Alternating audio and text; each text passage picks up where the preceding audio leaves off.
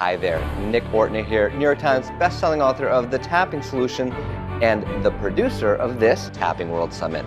In this pre-event video, you'll get to join me as I sit down with my dear friend and personal doctor, New York Times bestselling author, Dr. Mark Hyman, as he discusses the importance of resetting your nervous system for better health and shares why he believes that tapping is the most optimal way to do this. I hope you enjoy watching this video as much as I enjoyed filming it. I'm so delighted to be here up in Massachusetts at the home of somebody that I've followed and admired for so many years, my dear friend Dr. Mark Hyman.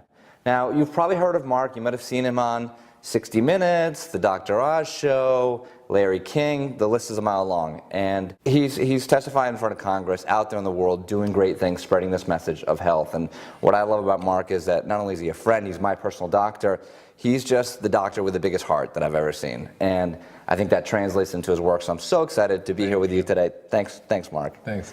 Before we started rolling, we were talking about the time that you spent in India just recently. You just got back. Yeah. And you know, it brought me to think about this idea of East versus West, right? We have Western medicine, which is doctors, right? Doctors, surgery, pills, and then we have the East, which is other forms, acupuncture, energy, just a different approach, herbs, right? Yeah.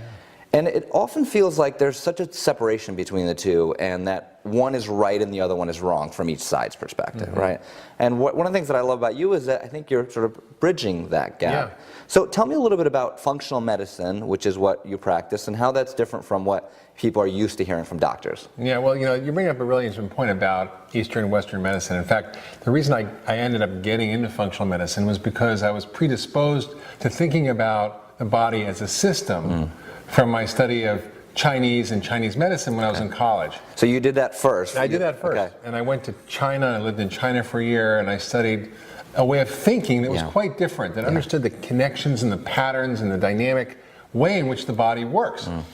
And when I went to medical school, it was very reductionist. It was very focused on symptoms and diagnoses and treatments with medication and surgery, and it didn't really create an integrated picture of how the body breaks down and how you can create health. And you know, I came upon functional medicine through getting sick myself. And it was through discovering the path to my own wellness through a horrible disease of chronic fatigue that I discovered this model of thinking called functional medicine. It's not a different treatment or a modality or a test or a supplement, or it's a way of thinking about how the body works. And it's ironic now that I'm going back to China in 2 months to teach our training course in functional medicine to hundreds of Chinese doctors. Well, they're going to be very receptive, I'm sure. Yeah, they're going to be very receptive. And it's also interesting because they've also gone to the Western model and realizing that doesn't really work. So it works for infectious disease. And I came back from India, and you know, people have diarrhea and they have respiratory illnesses and they have infections, and those things, you know, need Western treatment and they need basic, simple hygiene.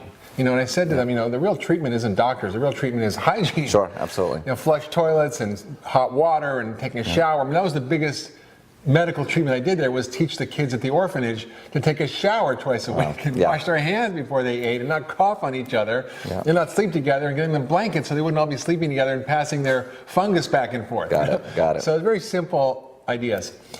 And for me, the seed was there out of my understanding of Eastern thinking.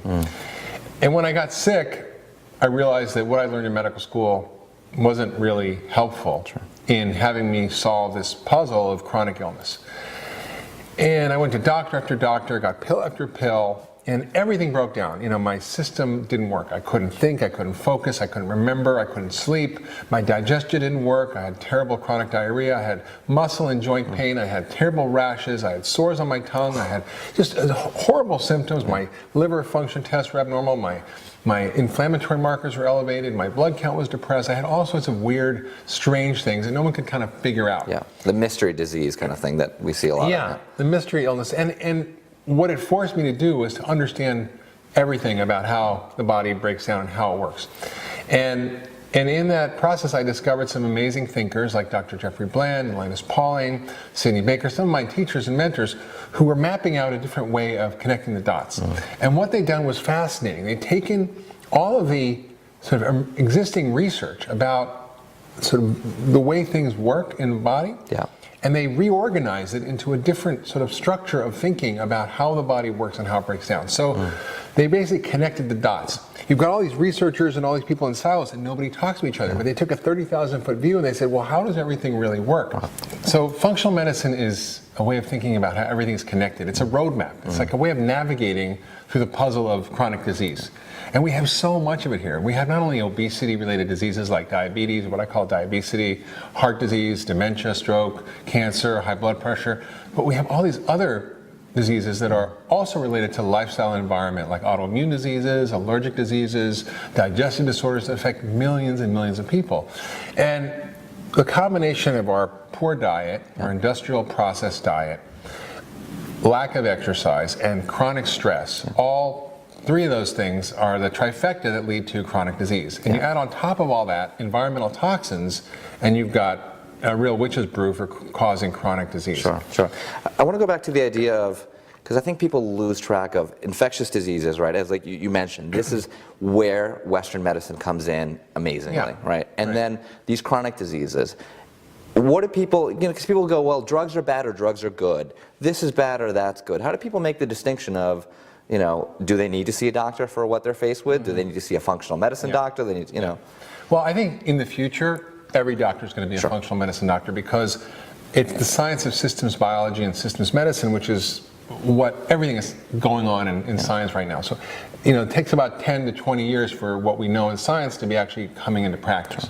And we're missing out on a lot of that right now. But in 20 years, everybody will be thinking this way and doing this kind of medicine. And it's applicable to any problem because it's simply asking a question, what's the cause? What is the cause? What is the root? And if the cause is an infection, you need an antibiotic. I have a patient with chronic fatigue today that had a chronic virus with HHV6. She needed a special antiviral medication. And I also did things to help boost your immune system. So I work on multiple levels at the same time. Getting rid of the thing that's causing a problem, whether it's a toxin, an allergen, an infection, a stress, or poor diet, and putting in the things the body needs to thrive, which is real food and the right nutrients and management of stress and sleep and rhythm, exercise, connection, love, meaning. All these are the really raw materials and ingredients for creating health. You mentioned chronic stress, which I think, it's my opinion, this is where tapping comes in brilliantly, and we'll talk about that in a second, but it's my opinion that chronic stress is one of the things that people acknowledge very quickly. Like doctors will say, oh yeah, stress affects the body. But here, take this drug. But here, take this drug. And it's just pushed to the side. And I don't think that most people, because I found it in myself, really recognize the toll that chronic stress, and it's not, there's a difference between the acute stress of something happens in your life, fight or flight, you get to respond, and the chronic stress of every single day, waking up in the morning with your heart racing or anxiety and going to sleep upset and dealing with all these things. So talk to me about chronic stress and the body. Well, it's an enormous problem because we're now more than ever inundated with things that stress our nervous system. And we don't realize from a biological point of view that we're in the 21st century, that we're safe, that we're not threatened by tigers and lions. And I mean, I was in Bhutan trekking and there were tigers and lions there, and there were so there it's okay to be a little stressed, right? But I mean, when I went out at night to go to the bathroom, I was a little worried about it. It's something where we're not intellectually able to sort of distinguish. And so our body perceives these insults, whether it's your texting message buzzing every 3 minutes, or emails coming in, or your phone going off, or the 40 things you have to do on your to-do list. Those things your body doesn't distinguish as non-life-threatening stresses. So the same response your body has. And that creates huge wear and tear on the body. And there's a great book by a friend and colleague of mine, Dr. Robert Sapolsky, called Why Zebras Don't Get Ulcers. And why zebras don't get ulcers is because they're eating the grass, the lion comes, chases them all, they run like crazy, get enormously stressed, the lion catches one of them, they're eating it, and then the rest of them go back to eating the grass, and they stop worrying because somebody's getting eaten. So it's like we just keep stressed all the time. And we don't have a way of managing it and processing it, and we don't have the rituals and the customs in our culture that allow us to do that properly. Yeah. We don't have the kinds of relationships and connections and friendships and social support that help us do those things. And so a lot of us are chronically stressed without that outlet. And we don't have a way of de-stressing. So a lot of what I do in my practice is teach people about the methods and tools to de-stress, whether it's breathing or meditation or tapping, which I've referred many patients to you. I find what is the right appropriate thing for them to help them unhook from the chronic stress. Yeah. You mentioned in your list of things that contribute, you said chronic stress, and also you threw in love and meaning in there. That's not something that you hear from many doctors. What does that have to do with our health? Well, I mean, the biology of love is fantastic. Anybody who's fallen in love knows that most of their physical problems go away, you know, as soon as they fall in love. They sleep better, they're happier, their weight loss happens. I mean, it's pretty amazing what happens. And when we have that connection, it's like food for our biology. There's been amazing studies on monkeys where they've taken monkeys and had them have exactly the same diet and environment, except for one thing. One had connection with their mother, and the other they took away from their mother. And the ones that had no physical connection with other monkeys or their mother looked old and wizened and sick and withered and got much more ill more quickly than the other monkeys, even though they had exactly the same diet and lifestyle. So just that ingredient is really critical. Yeah, we've talked about childhood trauma, you know, off camera and how that contributes to disease. And I think in one of our first initial conversations, it was like, okay, well, what can we do to use tapping on childhood trauma and how that contributes? So that's what that study is showing. So when we first met, you know, you had heard about EFT, you had heard about tapping and hadn't experienced it yourself, but I challenged you. I said, give me your hardest patients. I you know, did. And you gave me your hardest patients. You know, part of me regretted, like, okay, I got my work cut out for me here. So let's talk about one of them, and it's okay that we share her name because she's been public about her results, and her name is Paula. So tell me about your experience with Paula, and then I'll chime in on what happened. And, sure. Well, Paula is the sweetest woman I've ever met, and you know, she had so many different physical health problems that were her headaches and her hormones and digestion and fatigue, and she had a very constricted life where she couldn't go out, she couldn't function, she could barely eat anything, and her life was very much sort of in a bubble. And you know, it's interesting when I see patients, because many patients can come to me and many of them can have exactly the same problem, and some I just do a few little magic tricks and they get better, and others don't. And when they don't, I realize that there's something deeper going on. There's another layer. And so I had a long talk with Paula one day. I took some time and I said, what's really going on? Like, tell me your life story. What happened like way back when? And you know, her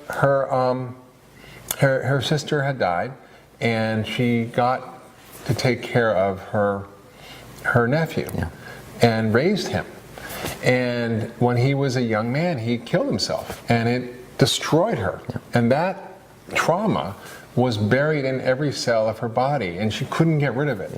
So I thought of you. I said, they can handle this. And it was amazing. She did the tapping, and she had that release, that emotional freedom from this trauma that she had buried in her tissues. And she became liberated, she became pain-free, she was able to function, have a life. It was extraordinary. And we went on a trip together. It was just really amazing to see her emerge from you saw her afterwards on the trip when she was pain-free. I mean, you know, she had migraines for 11 years, I think it was on all sorts of meds that she was at the point, and you see it again with pain medication, where you get to the point where it's not doing anything, but you can't stop taking it, and now you throw the sleep meds on top of that she was taking to try to fall asleep. Yet she wasn't sleeping, you know, so it's like, got pain meds, got sleep meds, not sleeping in pain, you know, like what's going on here? And when we worked together, we worked on that childhood trauma, and I think one of the challenges with chronic diseases like this, there's so many layers to it. You know, so first we worked on the pain, on just we worked on childhood trauma, then we worked on the physical pain, then on the psychological dependence on the drugs, the expectation that I'm going to need this, the expectation that I'm going to need this sleeping pill in order to sleep, and then the detox. I mean, you know about detox from you know, those drugs. It's very difficult. It is. And we used the tapping to release those symptoms. So when the nausea came up, and when the fear came up, and when the desire to go back to that. And then there's the things that change where, well, Now my life is so different. Now I have to go and see my friends that I couldn't see before because I had the headache as an excuse. And guess what? I don't really like that group of friends. You know, I mean, I think it was a good excuse. It was a good excuse. I like my headache. You know, exactly. There's so many layers to it, and what I love about tapping is that it helps to unravel those layers. And you can do it with somebody like me or another professional, or you can do it by yourself and have that experience. It's essential for healing. I mean, there's three things that are critical for healing. It's what you eat, and eating real, fresh, whole food. Yep.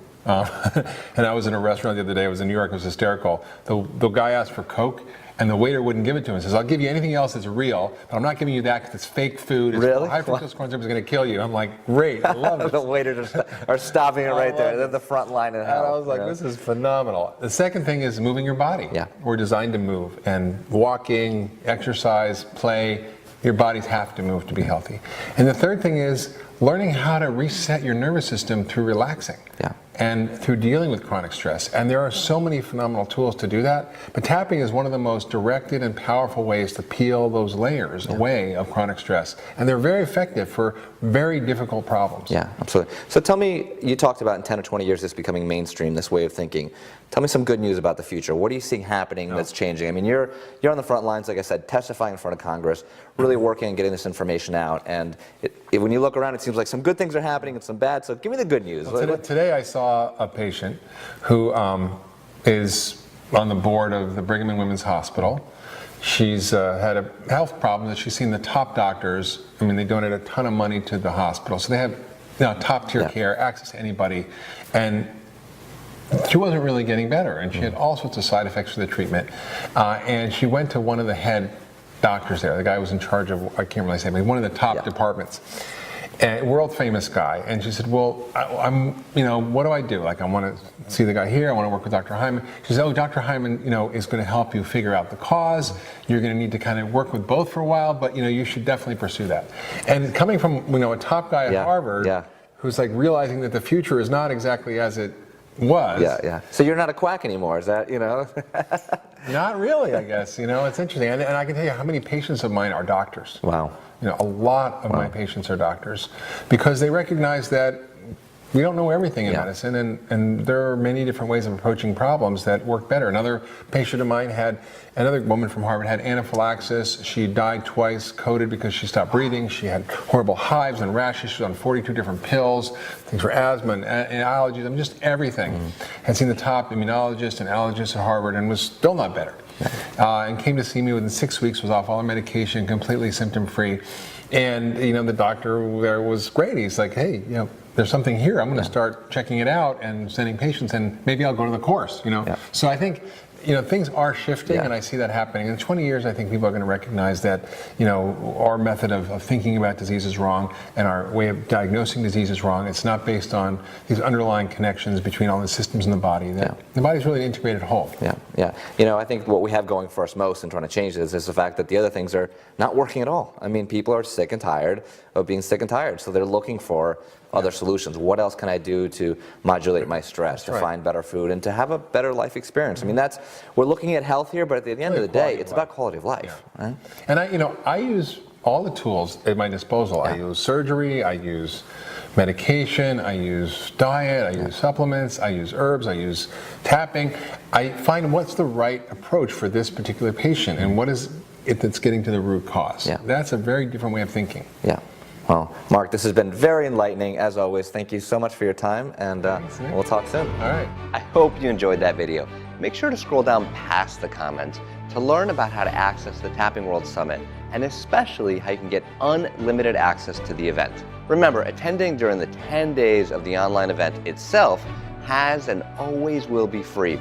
Over 2 million people have attended this event, but if you want to get unlimited access to the summit presentations, plus the pre-event video series, the bonuses, and even a free copy of my book, The Tapping Solution, make sure to upgrade before the event starts. So go ahead and scroll down to take advantage of that now. So that's it for today. Until next time, take care and keep tapping.